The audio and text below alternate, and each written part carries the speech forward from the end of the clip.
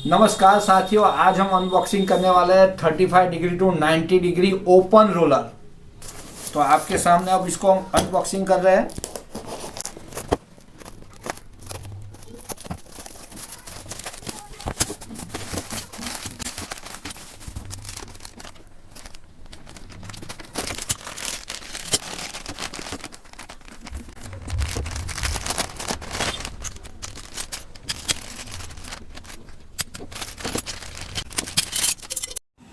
35 degree to 90 degree open roller के अंदर से एक इस तरीके की प्लेट निकलती है और ये दो पटिया और एक प्लेट निकलती है दूसरी, और इतने टूल्स निकलते हैं उसके अंदर से। तो आप देख सकते हो इस तरीके के टूल्स निकलते हैं। ये बहुत इंपॉर्टेंट है। और इसमें जो ये कट लगाया गया है, नज़दीक से दिख रहा है आपको, ये कट बहुत इंपॉर्टेंट है। इसके साथ हम जब मिला देते हैं तो हमारा 45 डिग्री 90 डिग्री जो भी डिग्री करनी है ना, वो डिग्री इस पर निर्भर है। इसके हिसाब से हम बहुत ही आसानी से डिग्री कर सकते हैं। तो ये चीज़ जो बनाई है ना, बहुत परफेक्ट बनाई है। 1 mm का भी फर्क नहीं आता। ये आप सेट कर दोगे, मैं वीडियो में दिखाऊंगा, तो बहुत ही बढ़िया रिजल्ट मिलता है। उसके बाद में ये जो प्लेट है, इसमें ये दो छोटे वाले पीस बनाए हैं और ये बड़े वाला है। तो सबसे पहले 3 को हम इंस्टॉल करेंगे। तो ये बहुत ही कमाल का टूल्स है और इसमें रोलर लगे हुए हैं, तो क्रैचेस नहीं पड़ने वाले हैं। और जो फर्मे की ज़रूरत होती है तो 7.5 इंच से लेके मिनिमम मेजरमेंट यानी कि आधा इंच तक हम इसमें फर्मे में पटिया कटिंग कर सकते हैं। यानी कि दीवाल्स कटिंग हो, ग्रेनाइट की पटिया कटिंग करनी है तो एक धार का सीधा होना जरूरी है। कंपनी धार में टाइल्स रहेगी तो उसको ये टच करके बाकी का सारा कंपनी धार के हिसाब से ही सीधा कटिंग करेगा। तो एक धार सीधा होना बहुत ज़रूरी है। तो आप किसी भी मेजरमेंट की पटिया कटिंग करना चाहते हो तो ये फर्मा आपके बहुत काम में आ सकता है। बिना पाटा, बिना बीड़ा लगाए ये चीज़ से हम कटिंग कर सकते हैं। दूसरी बात, यहाँ पर से हम 45 डिग्री अपने हिसाब से सेट कर सकते हैं। और यहाँ पर जो खांचे दिए गए हैं वो बहुत कमाल की चीज़ है, एकदम परफेक्ट मेजरमेंट देता है और मिलाना बहुत ही आसान है। तीसरी बात, आप अब इसका इंस्टॉलेशन देखेंगे तो इसके इंस्टॉलेशन में बहुत ही आसानी होती है। 5 चीज़ का ख्याल रखना है। नंबर 1, यहाँ पर बड़ा क्लैंप दिया है, वो यहाँ इंस्टॉल होगा। नंबर 2, यहाँ पर 2 छोटे क्लैंप दिए हैं। तो सबसे पहले ये 2 चीज़ हमें कर लेनी है और बाद में ये बॉडी को टच करना बहुत ज़रूरी है। आपके मशीन के हिसाब से ये क्लैंप को इस हिसाब से सेट करो कि यहाँ बॉडी से टच हो जाए। ये क्लैंप बैंड नहीं होना चाहिए, राइट एंगल ही खड़ा होना चाहिए। उसके बाद में आती है ये प्लेट। तो ये प्लेट में 2 साइड में 2 ये प्लेट रहेगी। यहाँ 2 बोल्ट लगते हैं और 2 बोल्ट यहाँ लगते हैं। तो इस हिसाब से ये स्लाइडर वाली प्लेट हमें इंस्टॉल करनी है। उसके बाद में यहाँ मशीन इंस्टॉल हो जाने के बाद में ये चीज़ हमें इंस्टॉल करनी है। ये वाली चीज़ लास्ट में इंस्टॉल करनी है। उसके बाद में नीचे के हिस्से में ये बोल्ट दिया है, वो गलती से भी नहीं निकालना है। और ये बोल्ट काम क्या करता है, जो हमारा ये मशीन होता है ना, उसकी जो बॉडी है देखो आप, तो वो बॉडी को टच रहेगा तो कटिंग में वाइब्रेशन नहीं होगी और आपका एकदम सही कटिंग होगा। हम हमारे पुराने कटर मशीन में भी यहाँ पर पैकिंग डालते, आपको मालूम हो तो, वरना ये हिलने की वजह से हमारी डिग्री में फ़र्क आ सकता है। जितनी बार ये पुश हो जाएगा तो आप समझ सकते हो, ये हिस्सा पुश होता है, ऐसे ऐसे हिलता रहेगा तो आपकी डिग्री में फ़र्क आएगा। तो वो स्टेबिलाइज़र का काम ये बोल्ट करता है। तो कभी भी ये बोल्ट को निकालना नहीं है। और लास्ट में ये बोल्ट यहाँ लगता है, यहाँ पर लग जाएगा। तो यहाँ पर ये जो बड़े माथे वाले एलन की बोल्ट है वही इस क्लैंप में इंस्टॉल होते हैं। हमने गलती से ये बिना माथे वाले जो बोल्ट थे वो इंस्टॉल कर दिए थे, क्योंकि ये भी 3 थे और ये 3 होल थे, तो हम समझे यहाँ पर आता है, लेकिन यहाँ पर बड़े बोल्ट आते हैं। ये जो 2 है वो यहाँ पर इंस्टॉल हो जाएंगे और सिंगल वाला जो है वो यहाँ पर हो जाएगा, बड़े वाला। इसमें 3 बोल्ट लगेंगे, इसमें 2 लगेंगे और ये दोनों को लूज रखना है। और इंस्टॉलेशन के लिए हमें इस तरीके से यूँ करके ऐसे हल्के से टाइट कर देना है। यहाँ से आप बड़े आसानी से ये बोल्ट टाइट कर सकते हो। तो ये प्लेट को ऐसे पकड़ के इस तरीके से ही पहले इसको इंस्टॉल कर देना है। इसको भी हमें लूज ही रखना है, क्योंकि ये भी हमें आगे पीछे करने की ज़रूरत पड़ सकती है। हर मशीन का मेजरमेंट अलग होता है, तो उसके हिसाब से इसको आगे पीछे कर सकते हैं, इसीलिए इसकी प्ले दी गई है।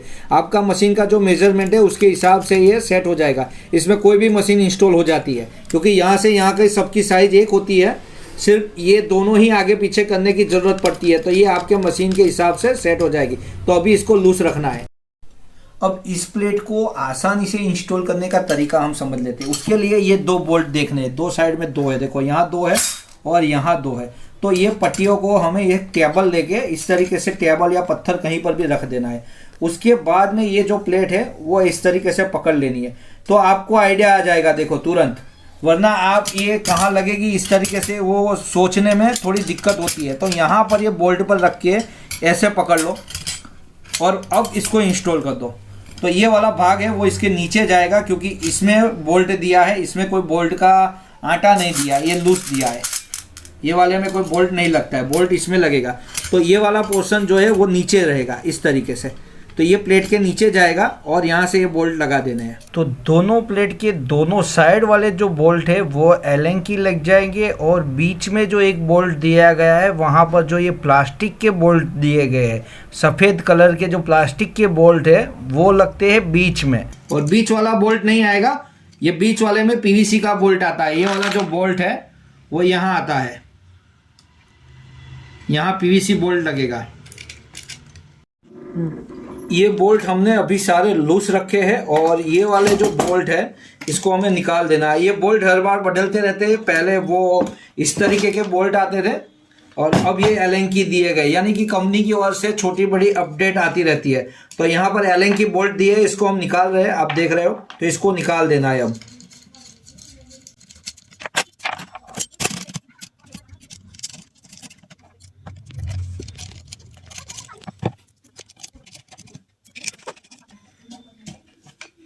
तो ये हिल सके उतना रखना है, और एक टेबल जैसी चीज लेनी है, क्योंकि अब हमें टेबल की जरूरत पड़ने वाली है।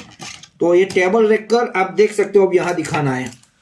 तो ये जो प्लेट है उसको दबा के यहाँ दोनों साइड में टच हो जाना बहुत जरूरी है सही इंस्टॉलेशन के लिए। ये जो दो कोना है, ये प्लेट यहाँ और यहाँ टच हो जानी चाहिए। तो इस तरीके से टच करने के बाद हमें ये वाले जो बोल्ट है इसको दबा के रखना है, ये यहाँ टच रहनी ही चाहिए।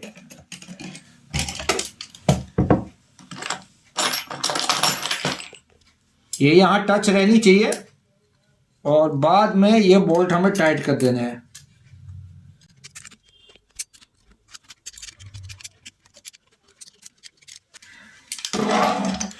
तो ये यहाँ दोनों साइड टच रख के हमने जब ये टाइट कर दिया है, तो अब इसका बॉन्डिंग मिल जाएगा। तो ये जो प्लेट है अब इसको हम टाइट कर देंगे। तो अब ये वाले जो बोल्ट है उसको अब टाइट करना है, ये टाइट हो जाने के बाद, ताकि ये हिलेगा नहीं, प्रॉपर हमें बैंडिंग मिलेगा।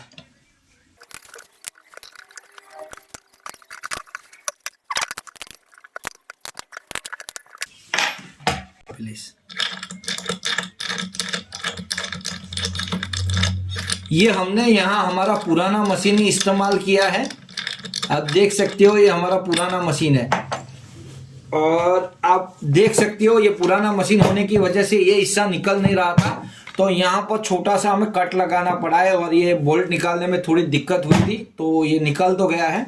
तो वैसे तो क्या ये दोनों इस तरीके से आते हैं, लेकिन एक बात का ख्याल रहे, कोई भी मशीन इसमें इंस्टॉल हो जाता है, क्योंकि ये गैप भी ऊपर नीचे बॉडी के हिसाब से हम कर सकते हैं। यहाँ पर भी बड़ी जगह दी है और ये लूज है, तो आप कहीं पर भी अपनी बॉडी के हिसाब से कर सकते हो। दूसरी मेन बात क्या है, ये जो हमारा हिस्सा होता है ना, तो आपका ये वाला हिस्सा अगर ये पकड़ रहे हो तो यहाँ पर टच होना बहुत जरूरी है। लगने पर देखो ये यहाँ चिपक जाना चाहिए, ये बॉडी से टच होना जरूरी है। ये वाले जो क्लैंप है ना वो ये बॉडी को पकड़ लेने चाहिए, यहाँ गैप नहीं रहना चाहिए, वरना वो बैंड हो जाते हैं। तो ये बात का ख्याल है कि ये बॉडी को टच किसी भी तरीके से होने चाहिए।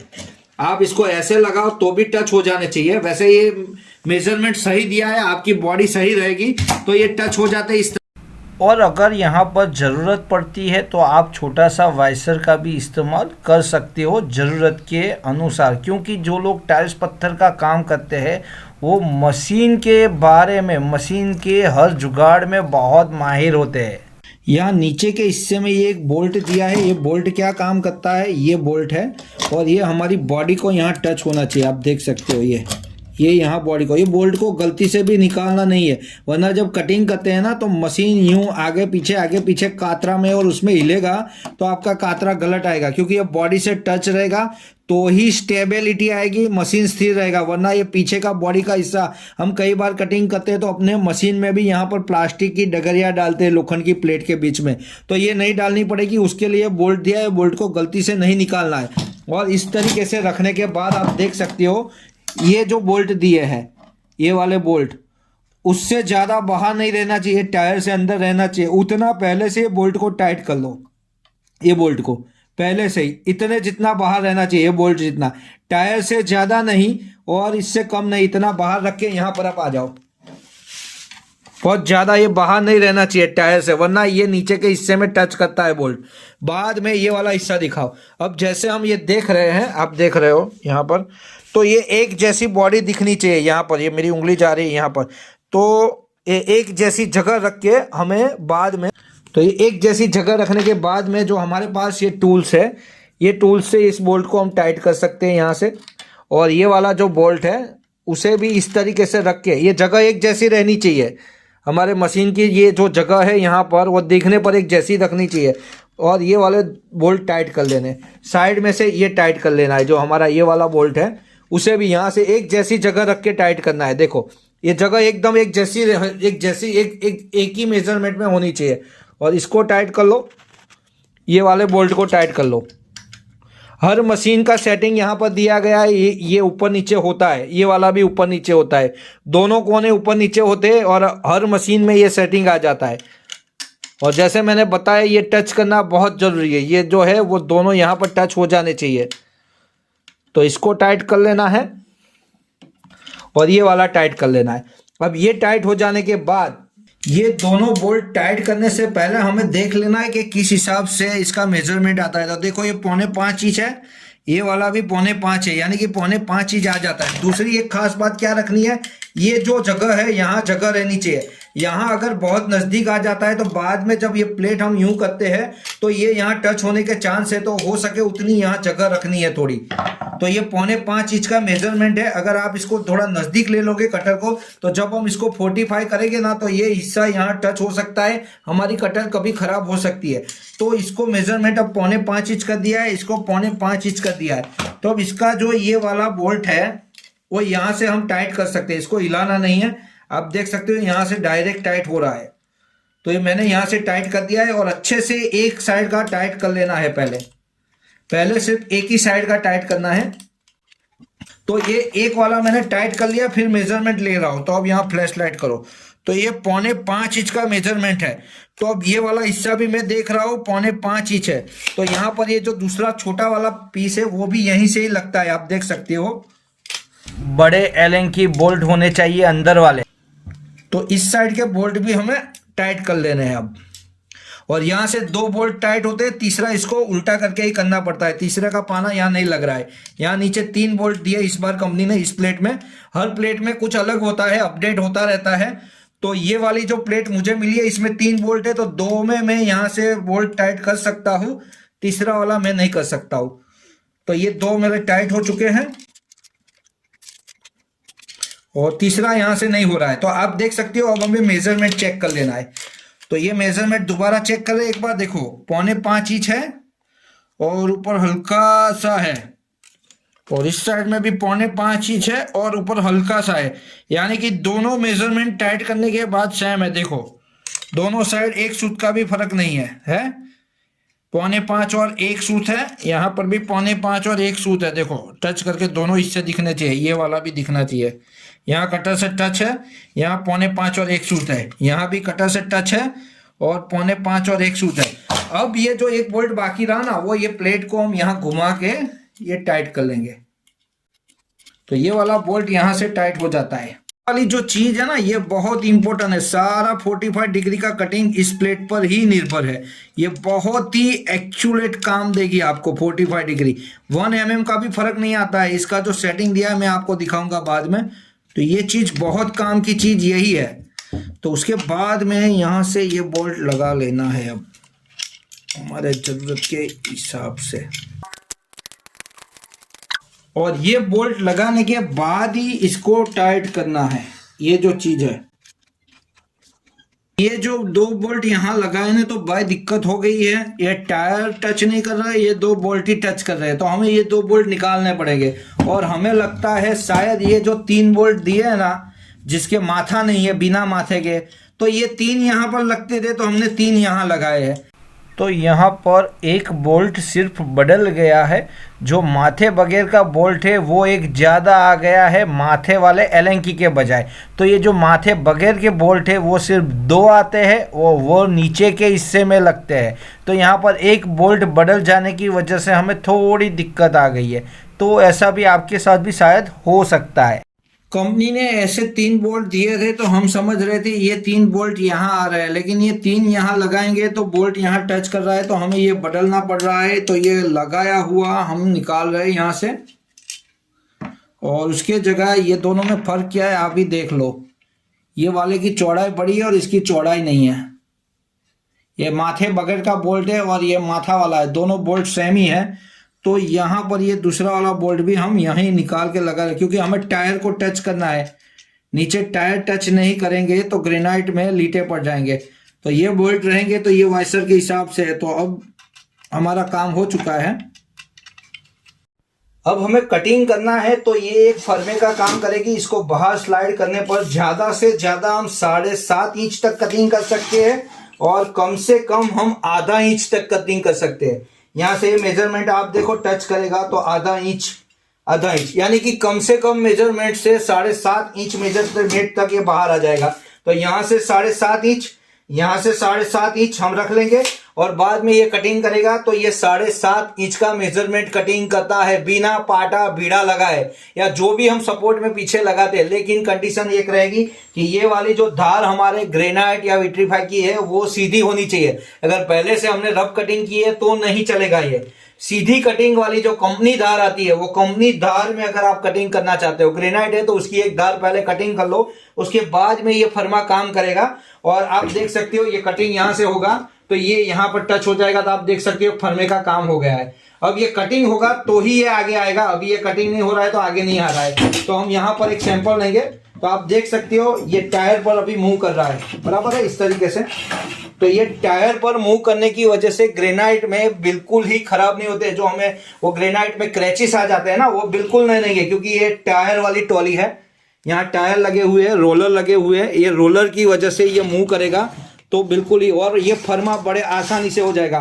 तो हमें 3 इंच का फर्मा बनाना है, तो यहाँ से 3 इंच, यहाँ से 3 इंच, आप देख लो 3 इंच भी दिखाओ, और बड़े आसानी से एक ही मेजरमेंट आता है, एक ही बार में। देखो ये 3 इंच, ये 3 इंच, और बाद में इसको टाइट कर दो, ये एलन की बोल्ट लेके टाइट कर दो, तो ये 3 इंच का फर्मा बन गया। अब आप यहाँ से ये फर्मा लगा के 3 इंच का कटिंग करोगे तो हर बार मेजरमेंट नहीं लेना पड़ेगा, डिवाइस कटिंग बड़े आसानी से कटिंग हो जाएगी, और एक ही मेजरमेंट में कटिंग होगी। रोलर की वजह से क्रैचेस नहीं पड़ेंगे। तो बहुत कमाल की जॉब। 45 डिग्री का सेटिंग में आपको दिखाऊंगा, ये बहुत कमाल का सेटिंग है, मैंने पहले ही बोला था। तो अब हम हल्के से यहाँ देखेंगे तो यहाँ पर एक स्क्वायर कोना कटिंग की हो, एकदम जूम करके लो। ये जो नीचे वाली प्लेट है ना, उसके अंदर यहाँ पर एक कोना बन रहा है, ये वाला, और यहाँ पर ये कटिंग एक दूसरे कोने दिए हुए हैं कटिंग करके, लेजर कट। तो ये दोनों मिलाने हैं इस तरीके से, जिस डिग्री पर आपको काम करना है। तो यहाँ पर आप करोगे ये, तो 45 डिग्री आपका एकदम सेट करके ये वाला हमारा जो पाना आता है उसके ये टाइट कर लेना है। देखो एकदम सही मिलाना है। ये सेंटर वाले पर सेट करने पर 45 कटिंग नहीं होता है, इसके ऊपर वाले पर सेट करने पर 45 आता है।